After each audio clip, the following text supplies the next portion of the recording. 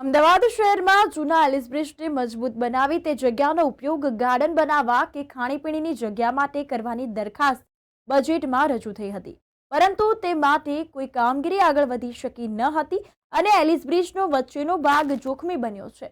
જોકે લોખંડની ફ્રેમને કોઈ મોટું નુકસાન થયું નથી, પરંતુ વચ્ચેના ભાગમાંથી પોપડા ખરતા હોવાથી ગ્રીન નેટ બાંધી દેવામાં આવી છે। ઉલ્લેખનીય છે કે એલિસ બ્રિજનો હાલ હેરિટેજ મોન્યુમેન્ટમાં સમાવેશ કરાયેલ છે।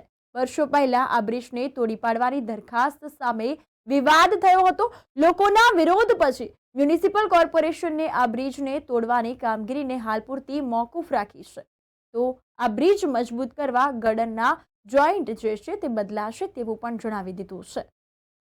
અત્યારે હાલમાં અમે આવી પહોંચ્યા છીએ અમદાવાદના એલિસ બ્રિજ ઉપર, જેને આખું ગુજરાત લક્કડે બ્રિજના નામથી ઓળખે છે। અને આ બ્રિજની એક ખાસિયત એ છે કે અંગ્રેજો દ્વારા બનાવવામાં આવ્યું હતું ને 130 વર્ષ પહેલાં આ બ્રિજને બનાવવામાં આવ્યું હતું। આજે તેની હાલત ખૂબ જ જર્જરિત થઈ ચૂકી છે, ત્યારે કોર્પોરેશન દ્વારા 26.78 કરોડના બજેટ ફાળવવામાં આવ્યું છે।